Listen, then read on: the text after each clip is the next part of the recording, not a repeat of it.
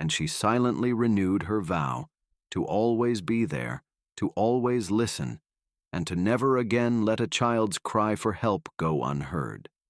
The truth had been revealed, and though the path forward wasn't always clear, one thing was certain. In Millbrook, and in the lives of Sarah and Emily, a new chapter had begun. A chapter filled with hope, healing, and the promise of a brighter tomorrow. But for Sarah, the most important chapter was the one unfolding before her eyes, a story of resilience, of healing, and of the unbreakable bond between a teacher who dared to listen and a student who found the courage to speak her truth.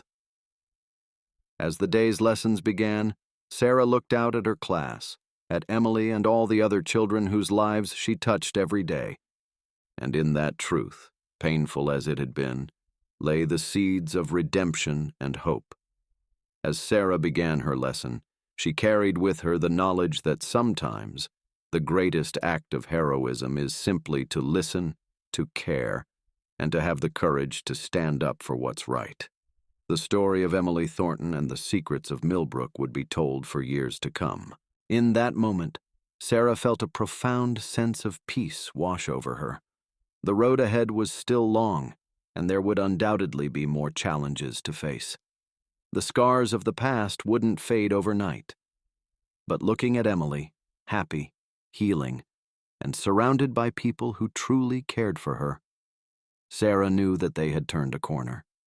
The mystery of Emily's pain had been solved, the truth brought to light. Her experience had shown her the vital role educators could play in protecting and advocating for their students. One crisp autumn morning, almost a year to the day since that fateful night, Sarah stood in her classroom, watching her students file in for the day. Emily was among them, her hair in neat braids, a genuine smile on her face as she chatted with her friends. As their eyes met, Emily's smile widened, and she gave Sarah a small wave. Sarah watched with pride as her neighbors came together, organizing support groups for families affected by the scandal, pushing for reforms in local government, and rallying around Emily as one of their own. As for Sarah herself, she found her life irrevocably changed. Her actions that night had made her something of a local hero, a title she uncomfortable with but accepted for Emily's sake. She continued teaching, but with a new sense of purpose. Business associates, politicians, even law enforcement officials were implicated. The town found itself under a microscope, its reputation tarnished by the revelations. But from the ashes of scandal, something unexpected began to emerge. A renewed sense of community, a determination to rebuild on a foundation of transparency and genuine care for one another. She advocated for her in court, helped her through therapy sessions, and opened her home to the girl when no suitable relatives could be found to take her in. It wasn't an easy road, but with each passing day, Sarah saw Emily growing stronger, more confident, more herself. The investigation into Richard Thornton's activities uncovered a sprawling network of money laundering and fraud that reached far beyond Millbrook. But through it all, Sarah's focus remained on Emily. The little girl, freed from the burden of her terrible secret, began the long process of healing. There were nightmares and tears, moments of anger and confusion, but there were also, increasingly, smiles and laughter. Glimpses of the carefree child Emily might have been without the weight of her father's crimes. Sarah worked tirelessly to ensure Emily's well-being. The arrest of Richard Thornton and Victor Krause sent shockwaves through the upper echelons of society, unraveling a web of corruption and deceit that had been years in the making. In the days and weeks that followed, Sarah found herself at the center of a storm. There were interviews with police, meetings with Child Protective Services, and endless questions from a community struggling to come to terms with the darkness that had lurked beneath its polished surface. But in that moment, as the first light of dawn began to break over the horizon, Sarah knew that the hardest part was over. The truth, no matter how painful, was finally out in the open. and in that truth lay the first steps towards healing and redemption. As the sun rose over Millbrook, casting a golden glow over the town, the events of the night began to ripple outward, touching every corner of the community.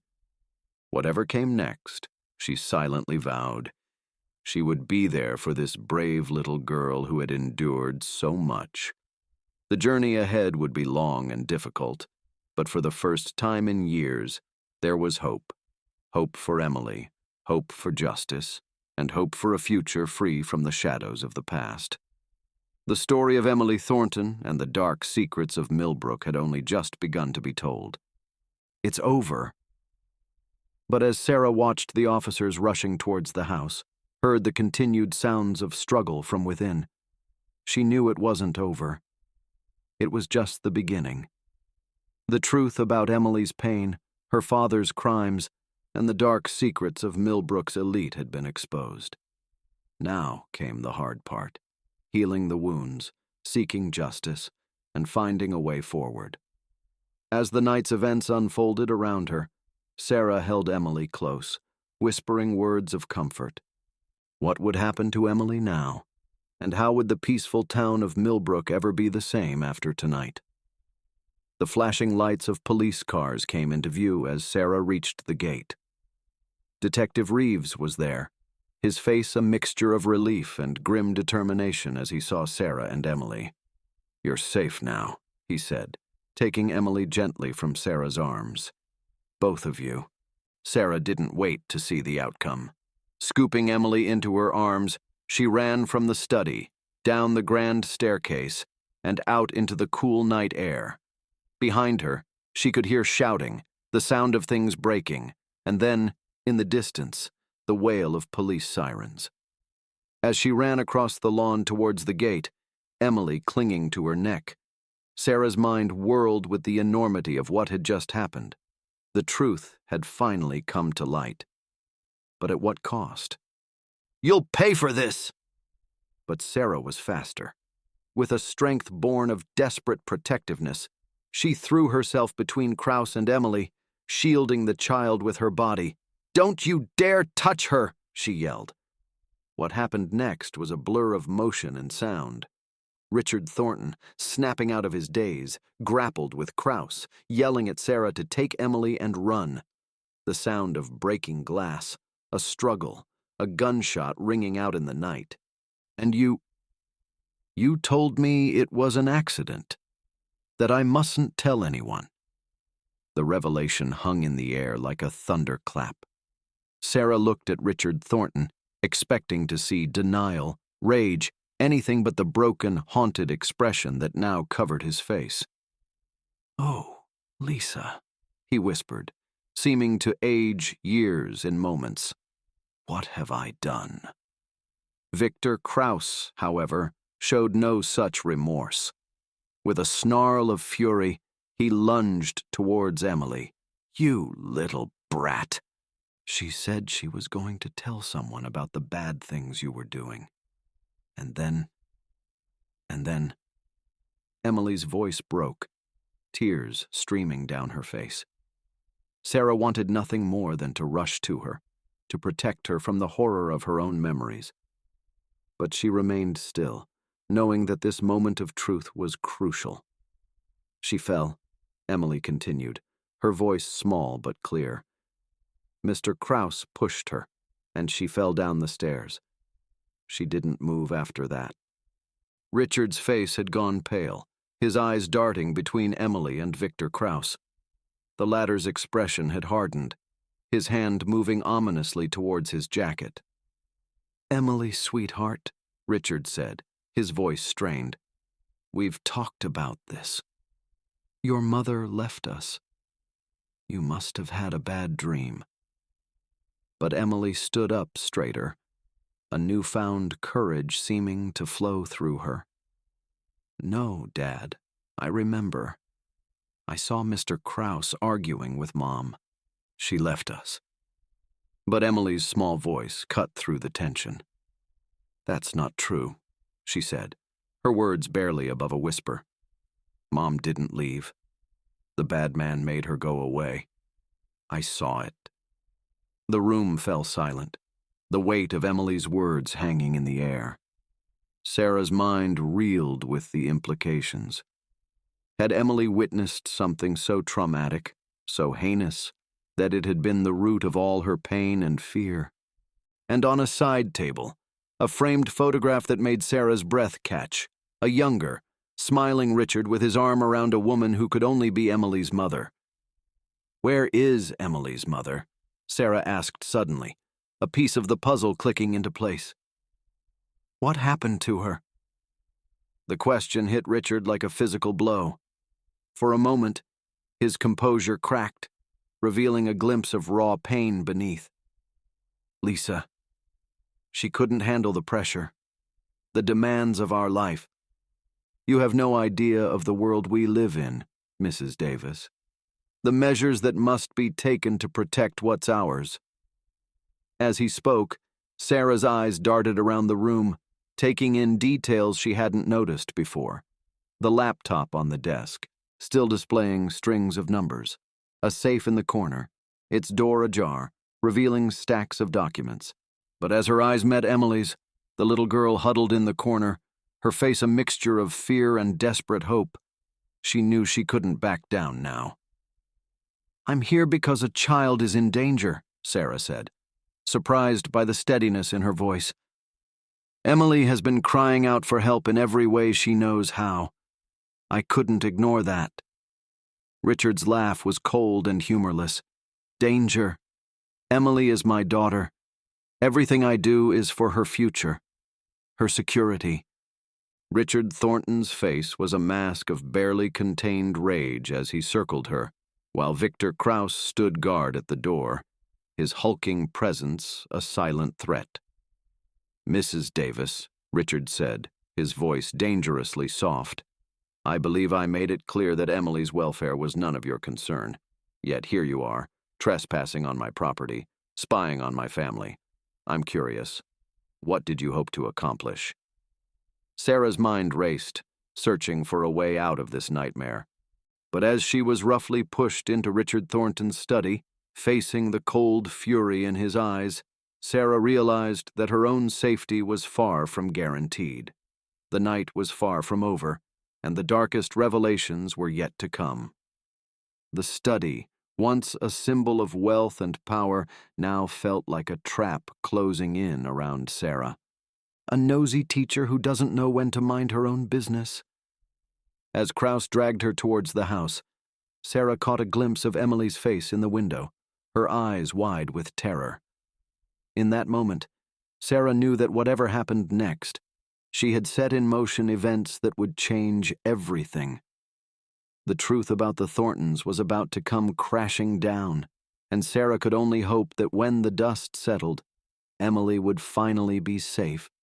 She had to run, to get away before she was discovered. But as she turned to flee, her foot caught on a root, sending her sprawling onto the manicured lawn. Before she could regain her feet, strong hands grabbed her arms, hauling her upright. Sarah found herself face to face with Victor Krauss, his eyes glittering with malice in the darkness. "Well, well," he sneered, "what do we have here?"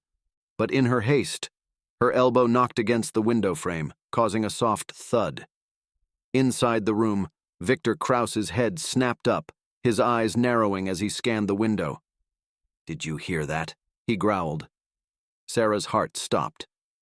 She pressed herself against the wall, praying she hadn't been seen. But she knew her luck had run out when she heard Richard Thornton's sharp command. "Check outside, now!" Panic surged through Sarah as she heard footsteps approaching. "Remember what we practiced, sweetheart," he said, his voice unnaturally gentle. "Just read out the numbers as they appear. It's just like a game." Emily nodded, her face a mixture of fear and resignation. As numbers began to flash on the screen, she started to recite them in a monotone voice.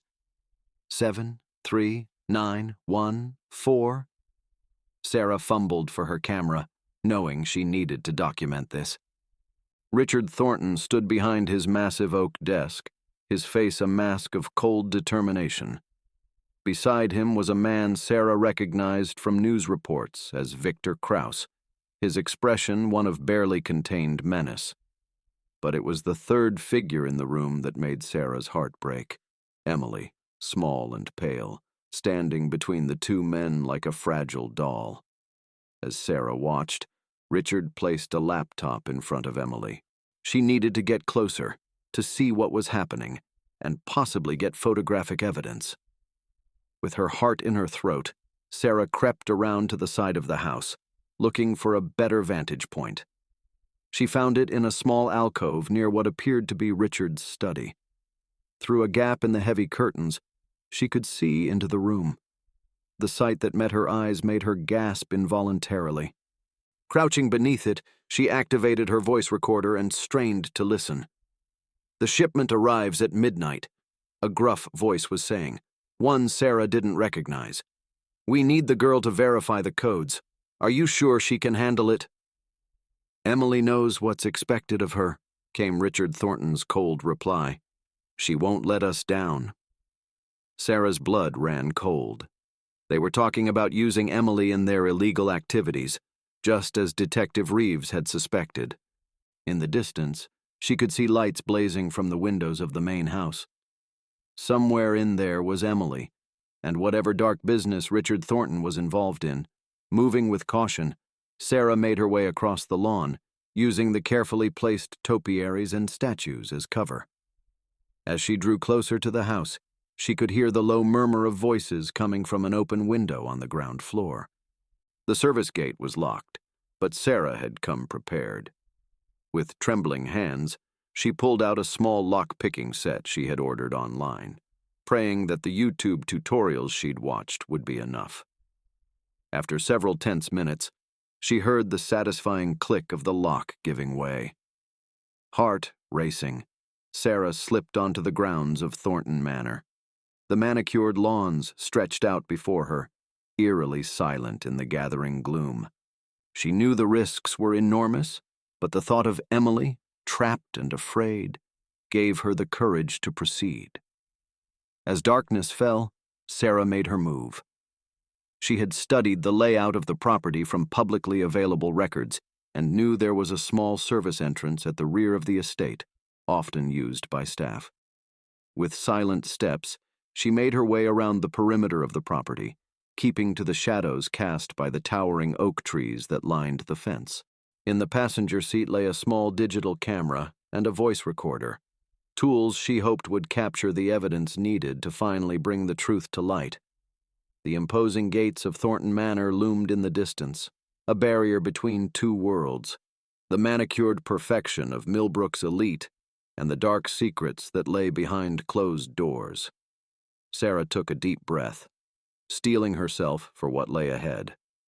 The truth about Emily's mysterious pain and her father's dark secrets was about to come to light, and when it did, nothing would ever be the same again. As dusk settled over Millbrook, Sarah found herself parked a block away from Thornton Manor, her heart pounding in her chest. She had told her husband she was attending a late parent-teacher conference, hating the lie but knowing it was necessary to protect him.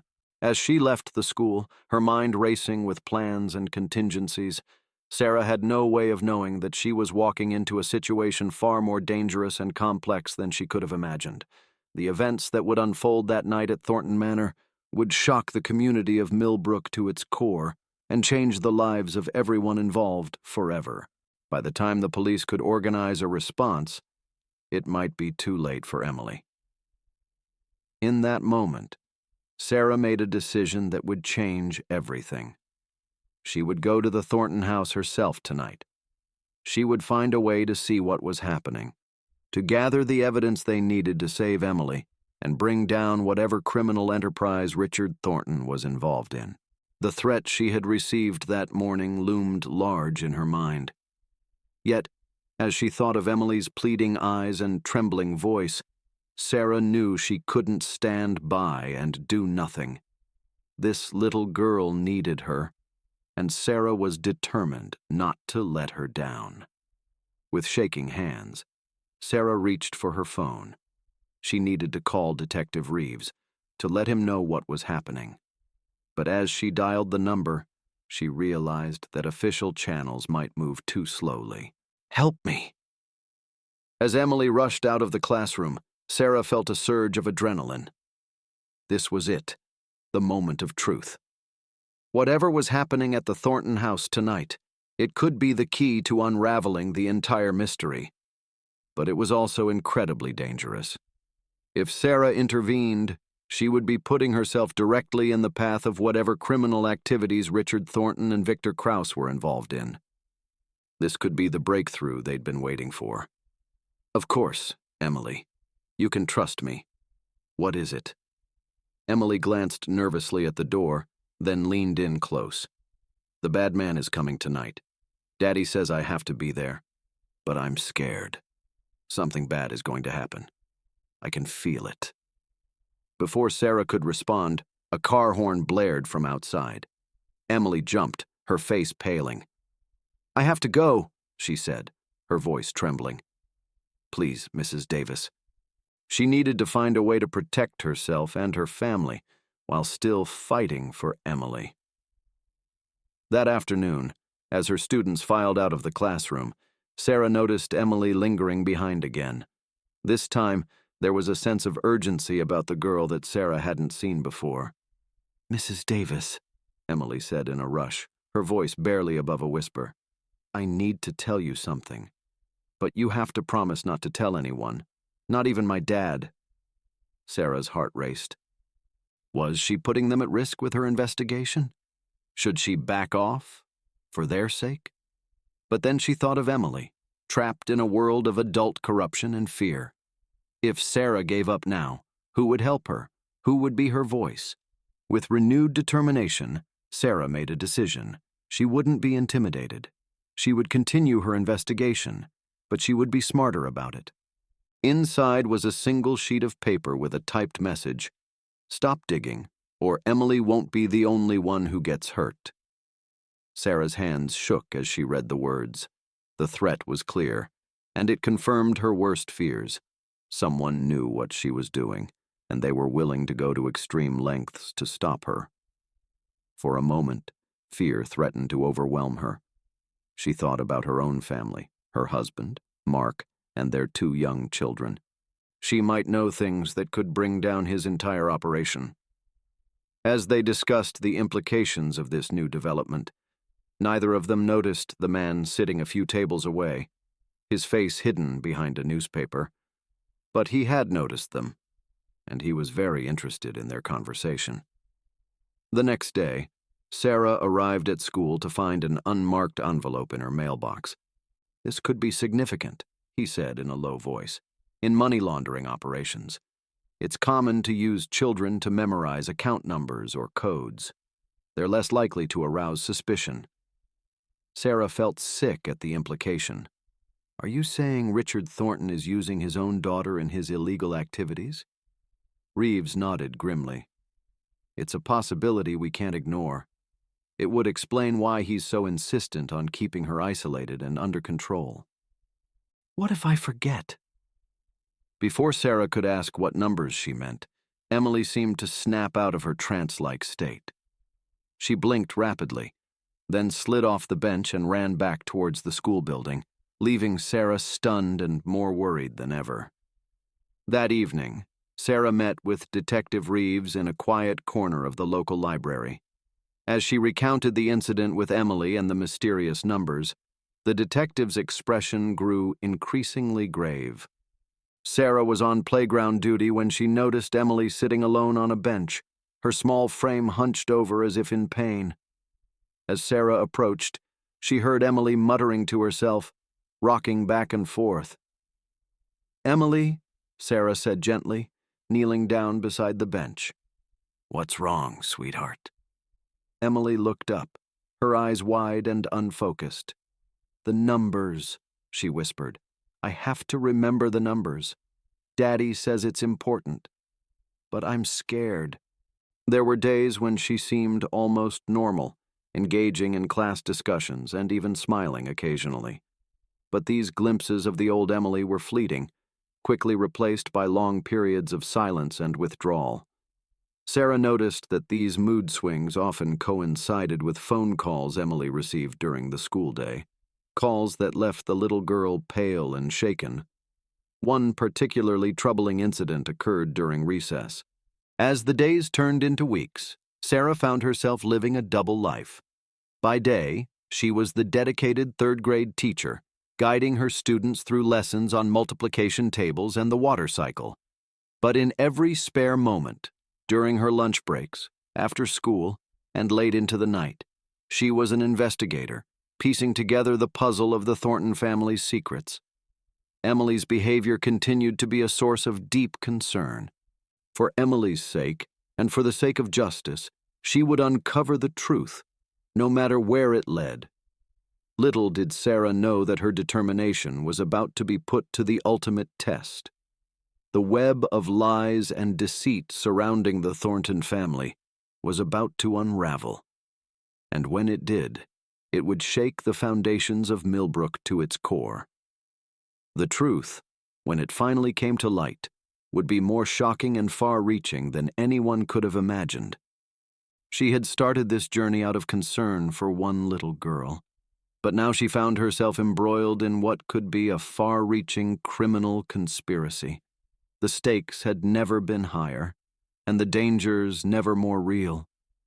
But as she thought of Emily, sweet, vulnerable Emily, trapped in a world of adult corruption and greed, Sarah knew she couldn't back down now.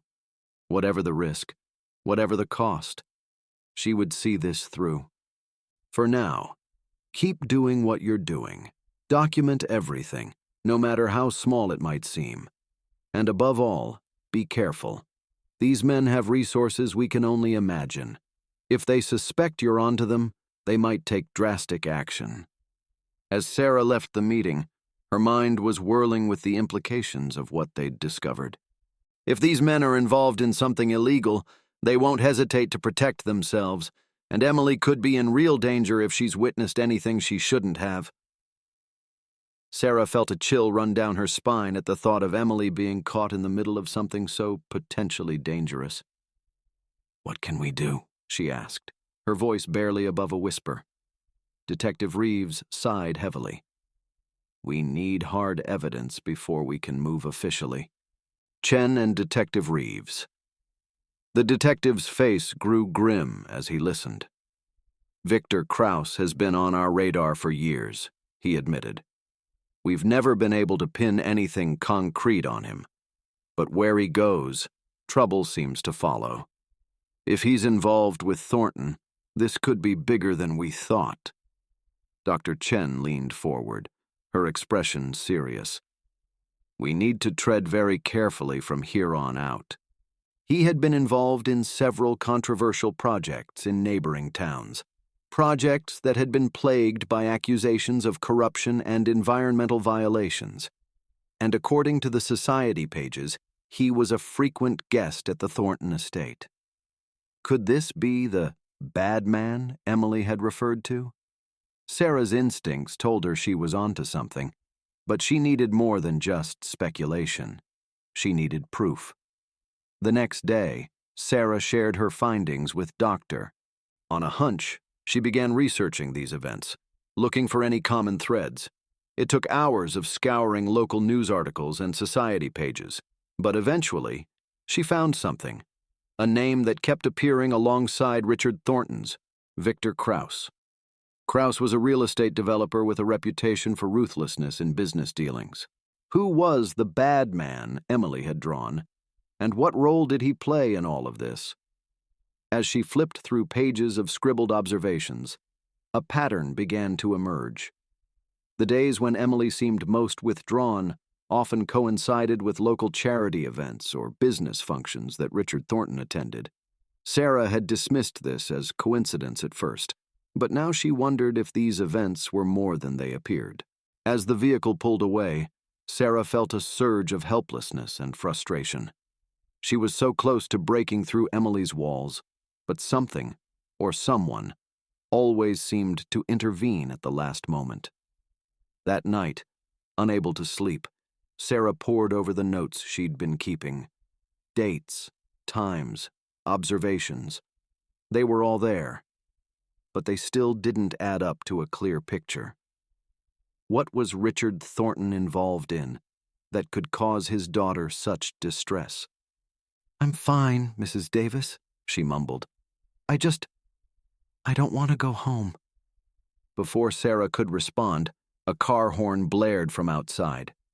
Emily flinched violently at the sound, then hurried out of the classroom without another word.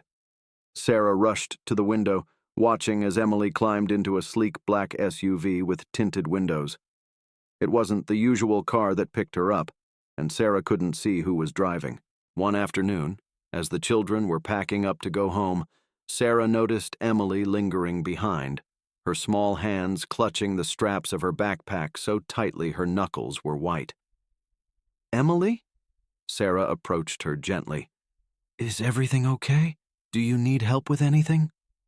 Emily looked up, her eyes brimming with unshed tears. For a moment, it seemed like she might finally open up, but then, as if a switch had been flipped, her expression closed off again. Emily, meanwhile, continued to withdraw further into herself. There were days when she wouldn't speak at all, communicating only through nods or shakes of her head. The pain she had initially complained about seemed to come and go, but Sarah noticed that it often coincided with days when Emily seemed particularly distressed. If there's any truth to your suspicions, you're dealing with people who have a lot to lose. They won't hesitate to protect themselves, no matter the cost. His words echoed in Sarah's mind as she went about her daily routine, trying to maintain a sense of normalcy while secretly gathering information. She found herself looking over her shoulder more often, jumping at unexpected noises, and scrutinizing every interaction with new parents and students. Dr. Chen had reached out to an old college friend, Detective Michael Reeves, who worked in the white-collar crimes division of the state police. While he couldn't officially open an investigation based solely on their suspicions, he agreed to look into Richard Thornton's background discreetly. "Be careful," he warned during a clandestine meeting in a quiet coffee shop 2 towns over. The truth about Emily's father and the mysterious bad man was about to come to light, and when it did, it would change everything, not just for Emily and Sarah, but for the entire town of Millbrook. As the investigation into the Thornton family deepened, Sarah found herself in uncharted territory. She had become more than just a concerned teacher. She was now an amateur detective, piecing together clues and following leads that seemed to multiply with each passing day. She made a silent vow to herself and to Emily. Whatever it took, whatever the risk, she would find a way to bring Emily out of the darkness and into the light. Little did Sarah know that her determination to help Emily would soon plunge her into a world of danger and deceit, testing her courage and resolve in ways she never thought possible. If our suspicions are correct, we're dealing with dangerous people who won't hesitate to protect their interests. We need to bring in someone we can trust, someone with the resources to investigate this properly. As they discussed their next steps, Sarah couldn't shake the image of Emily's drawing, the little girl trapped in the dark house, looking out at a world she couldn't reach. Chen were no longer just dealing with a potential case of neglect or abuse. They were potentially uncovering a criminal conspiracy that reached into the highest echelons of Millbrook society. "What do we do now?" Sarah asked, feeling overwhelmed by the magnitude of the situation. Dr. Chen's expression was resolute. "We continue to gather evidence, but we need to be extremely careful. If Richard Thornton is involved in illegal activities, and if Emily has seen or heard something she shouldn't have, it could explain her behavior and her father's insistence on keeping her isolated." The implications were staggering. What had started as concern over a child's well-being had suddenly ballooned into something far more dangerous and complex. Sarah and Doctor, there are rumors, nothing concrete, mind you, but rumors of connections to some very unsavory characters, money laundering, possibly even ties to organized crime. Sarah felt the blood drain from her face. Are you saying that Emily might be in danger from these people? It's a possibility we can't ignore, Dr. Chen said gravely. Emily's drawing and her comments about the bad man could indicate that there's more going on here than just domestic issues. We might be looking at something much bigger. What do you mean? Sarah asked, a knot of dread forming in her stomach. Dr. Chen chose her words carefully. I've been doing some discreet research into Richard Thornton's business dealings. She gave Emily a reassuring smile and moved on to the next student. But her mind was racing. This was the breakthrough they'd been waiting for, a tangible piece of evidence that something sinister was happening in the Thornton household. That evening, Sarah met with Dr. Chen to share her discovery. The counselor listened intently, her brow furrowed in concentration. This is significant, Sarah, she said when Sarah had finished recounting the incident. I saw him watching you from Daddy's study. Sarah felt a chill run down her spine as she recalled the suspicious man she'd glimpsed during her visit to Thornton Manor. She was about to ask another question when Emily suddenly clammed up, as if realizing she'd said too much. I don't want to talk about it anymore, Emily mumbled, quickly covering her drawing with her arms. Sarah knew better than to push. That's the bad man, she said, her voice barely audible. He comes to talk to Daddy, and when he does, Daddy gets angry and scary. Alarm bells rang in Sarah's mind. This was the first time Emily had mentioned anyone other than her father in relation to her home life. Does this bad man come often, Emily? Emily nodded, her eyes downcast. He was there the day you came to visit. In the window stood a small figure, clearly meant to be Emily herself, looking out at a bright, colorful world beyond. It's my house, Emily whispered. Sometimes I feel like I'm trapped inside, watching everyone else be happy. Sarah's heart broke at the raw emotion in Emily's voice. And who's this? She asked gently, pointing to a shadowy figure lurking in the corner of the house. Emily's hand trembled slightly as she set down her crayon. It was as if Emily was trapped between two worlds, unsure of which one was real. One day, during art class, Sarah noticed Emily working intently on a drawing. Curious, she approached the girl's desk, careful not to startle her. That's a beautiful picture, Emily, she said softly. Can you tell me about it? Emily looked up, her eyes wide with a mixture of pride and apprehension. The drawing showed a large, dark house with a single window illuminated. Chen, comparing notes after each of the counselor's sessions with Emily. Slowly, a clearer picture began to emerge, but it was one that left them with more questions than answers. Emily, it seemed, was living two lives. At school, she was withdrawn and anxious, a shadow of her former self.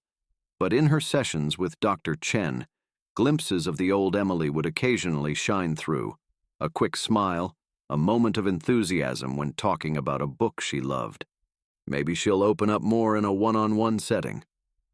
As they formulated their plan, neither Sarah nor Dr. Chen could have anticipated the web of secrets they were about to unravel. The truth behind Emily's pain was far more complex and shocking than they could have imagined. Over the next few weeks, Sarah watched Emily like a hawk, noting every detail, every change in behavior. She coordinated closely with Dr. But I can't just sit back and do nothing. You haven't seen the way Emily looks sometimes, like she's carrying the weight of the world on her shoulders. No 8-year-old should look that broken. Dr. Chen nodded, her expression a mixture of concern and determination. You're right, Sarah. We can't ignore this. Let's start by documenting everything we've observed. I'll schedule some sessions with Emily under the guise of routine check-ins. I'm worried we might be looking at a case of abuse. Sarah confessed during a private meeting in Dr. Chen's office. "I can't prove anything, but my gut tells me Emily is in danger." Dr. Chen listened intently, her face grave. "These are serious allegations, Sarah. We need to tread very carefully. The Thorntons are powerful people in this town. If we're going to act, we need to be absolutely certain." "I know," Sarah sighed, running a hand through her hair. There were days when she would wince while sitting, as if in pain, but refuse to see the nurse. And perhaps most alarmingly, Emily had started to flinch at loud noises or sudden movements, her eyes darting around as if constantly on guard. Sarah knew she needed more than just her own observations to build a case. She decided to confide in the school counselor, Dr. Amelia Chen, a compassionate woman with years of experience dealing with troubled children. Sarah discovered that Richard Thornton's business dealings had become increasingly secretive over the past year, with rumors of questionable practices swirling in the local business community. But it wasn't just Emily's behavior that was raising red flags. Sarah began to notice other oddities. Emily would sometimes come to school with unexplained bruises, which she would dismiss as clumsiness when asked. She reached out to Emily's previous teachers, piecing together a timeline of when the changes in the girl's behavior had begun. What emerged was a disturbing pattern. Emily's withdrawal hadn't happened overnight. It had been a gradual process that seemed to coincide with certain events in her father's life.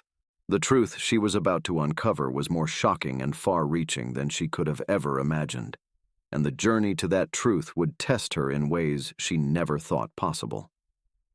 As the days passed, Sarah's concern for Emily grew into an all-consuming mission. She began to document every interaction, every observation, building a case that she hoped would be impossible to ignore.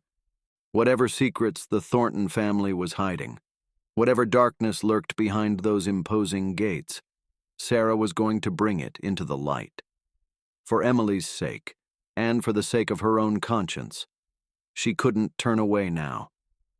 Little did Sarah know that her decision that night would set in motion a chain of events that would not only change her life and Emily's forever, but would shake the very foundations of Millbrook society.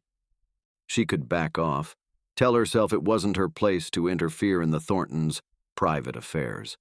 Or she could dig deeper, potentially risking her career and maybe even her safety to uncover the truth about what was happening to Emily.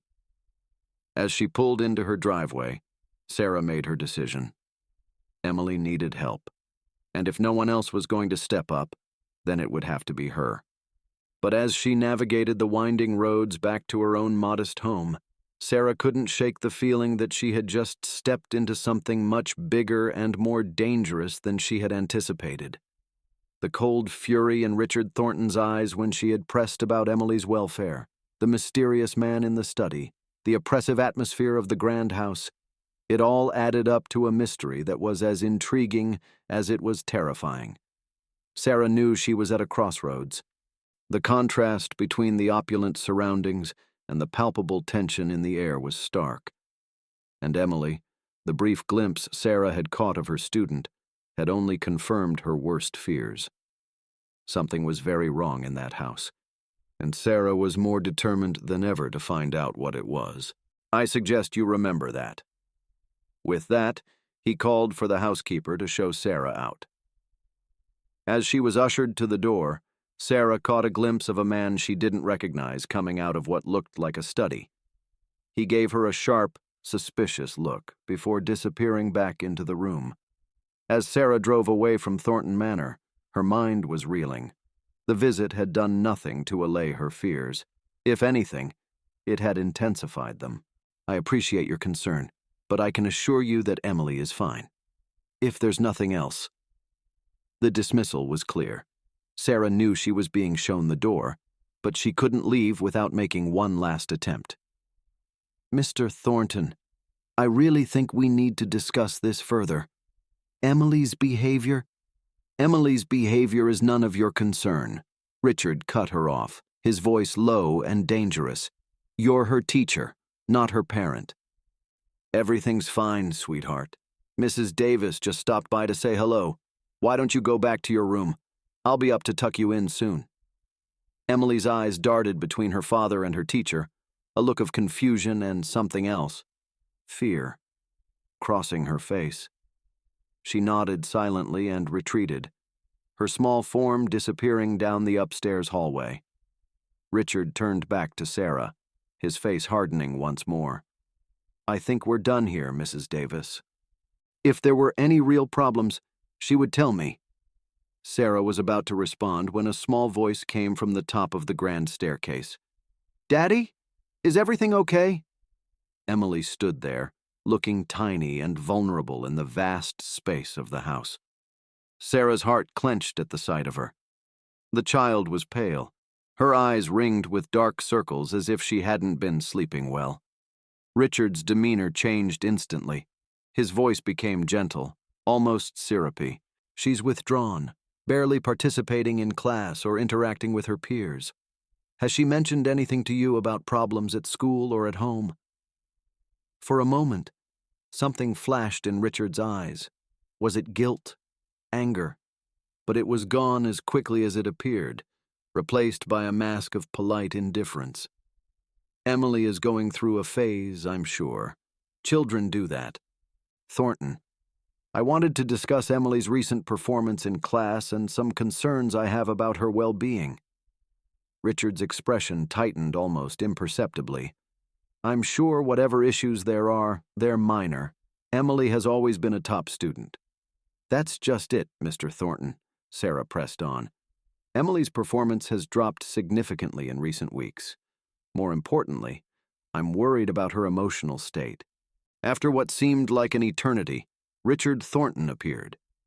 He was a tall man with sharp features and piercing blue eyes, dressed in an impeccable suit despite it being a Friday evening. His handshake was firm but brief, his smile not quite reaching his eyes. Mrs. Davis, he said, his voice clipped and businesslike. I hope this won't take long. I have a conference call with Tokyo in 30 minutes. Sarah forced a polite smile. I'll try to be brief, mister. Wait here, she said, gesturing to an opulent foyer before disappearing down a long hallway. Sarah stood in the vast entrance, feeling small and out of place. The interior of the house was as impressive as the exterior, with soaring ceilings, gleaming marble floors, and artwork that probably cost more than her annual salary adorning the walls. But like the outside, it felt sterile, more like a museum than a home. She rang the doorbell, its deep, resonant chime echoing through the house. After a long moment, the door was opened by a stern-faced woman in a crisp uniform. May I help you? She asked, her tone making it clear that help was the last thing she wanted to offer. I'm Mrs. Davis, Emily's teacher, Sarah explained. I have an appointment with Mr. Thornton. The woman's expression didn't change, but she stepped aside to let Sarah enter. Manicured gardens surrounded the property, and a fountain burbled peacefully in the circular driveway. As Sarah parked her modest sedan next to a line of luxury cars, she couldn't help but feel a sense of unease. The house, for all its grandeur, felt cold and unwelcoming. There was no sign of life, no indication that a child lived here, no bikes on the lawn, no toys scattered about, not even the sound of laughter or play. It took several attempts to schedule the meeting. Richard Thornton's assistant kept insisting he was too busy, but Sarah persisted, emphasizing the importance of parental involvement in a child's education. Finally, on a chilly Friday afternoon, Sarah found herself driving through the gates of Thornton Manor, one of the most impressive estates in Millbrook. The house was a sprawling, three-story Victorian, its facade a masterpiece of intricate woodwork and gleaming windows. She knew she had to tread carefully. Accusations of neglect or abuse were serious matters, and she needed more than just a gut feeling to act on. But every instinct she had as a teacher and as a human being was screaming that Emily Thornton was in trouble. Sarah decided it was time to take a more direct approach.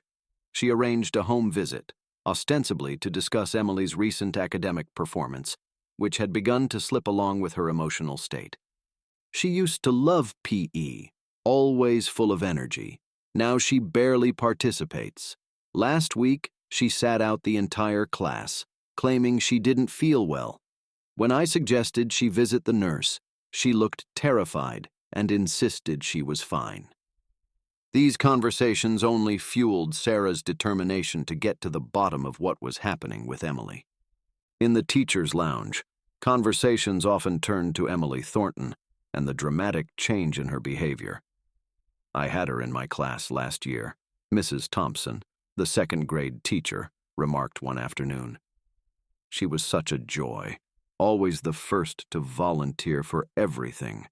Now, when I see her in the hallway, it's like looking at a different child altogether.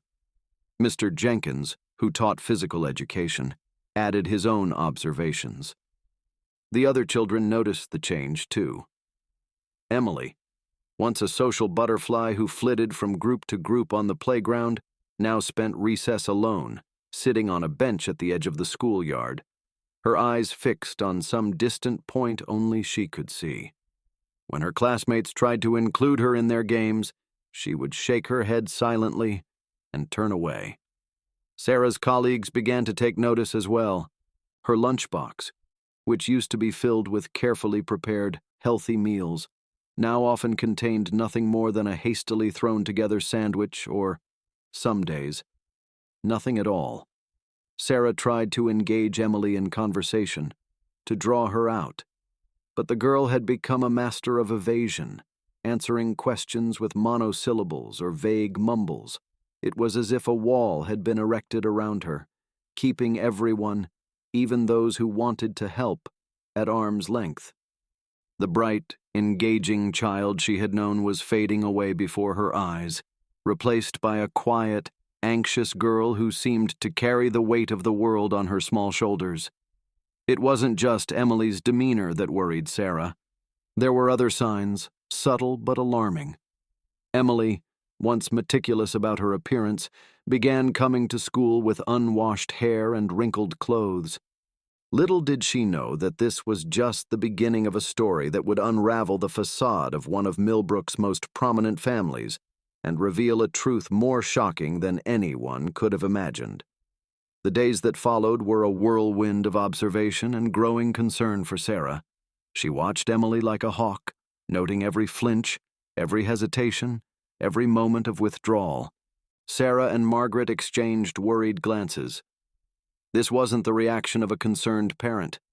It was the brush-off of someone who saw their child as an inconvenience. As Emily returned to class, Sarah couldn't shake the feeling that something was very wrong in the Thornton household. She resolved to keep a closer eye on Emily and, if necessary, to dig deeper into the situation. His voice, cold and irritated, came through the speakerphone in the nurse's office. "I'm in the middle of an important meeting. What's this about?" Margaret explained the situation calmly, emphasizing their concern for Emily's well-being. Richard's response was curt and dismissive. "Emily's fine. She's probably just acting out for attention. I'll talk to her when I get home." The line went dead before Margaret could respond. "Not much, but I've noticed the same thing. She mentioned her father told her not to worry about the pain." Margaret's lips thinned into a tight line. "I think we should give Mr. Thornton a call, just to inform him about Emily's visit here today." Sarah nodded in agreement, though a part of her dreaded the conversation. She had a feeling it wouldn't go well. As predicted, Richard Thornton was less than receptive to the call. Sarah watched closely, noticing how Emily seemed to tense up at certain questions, particularly those about home life and her father. After the examination, Margaret pulled Sarah aside while Emily waited in the outer office. "Physically, I can't find anything wrong," Margaret said in a low voice. "But Sarah, I'm concerned. Emily seems emotionally distant, almost scared. Has she said anything to you?" Sarah shook her head. But in the few times Sarah had met him at parent-teacher conferences, she had found him to be brusque and dismissive, more interested in his phone than in discussions about his daughter's education. The school nurse, a kindly woman named Margaret, greeted them with a warm smile. "Hello there, Emily. What seems to be the trouble?" As Emily explained her stomach pain, Margaret gently examined her, asking questions and making notes. "It's always better to check these things out." Emily nodded, but Sarah couldn't help noticing the flicker of apprehension that crossed the child's face. As they walked hand in hand to the nurse's office, Sarah's mind was racing. She knew Emily's father, Richard Thornton, by reputation more than personal interaction. He was a prominent figure in Millbrook, a successful businessman whose name often graced the society pages of the local newspaper. It wasn't just the mention of physical discomfort, it was the hesitation, the almost fearful way Emily glanced around before speaking. Sarah had seen this before in her years of teaching, and it always made her heart ache.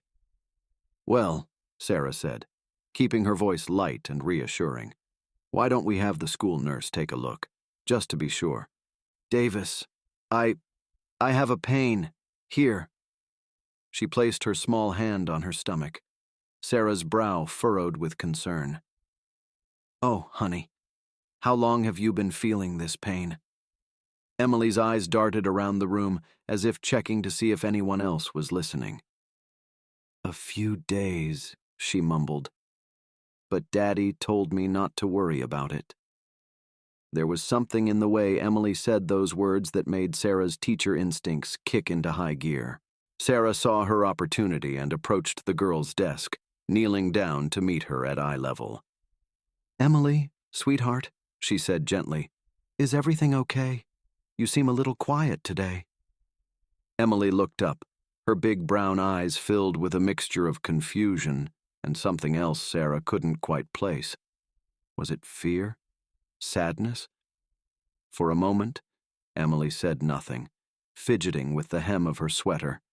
Then, in a voice barely above a whisper, she spoke. The normally enthusiastic student was subdued, barely participating in class discussions and staring blankly at her desk during group activities.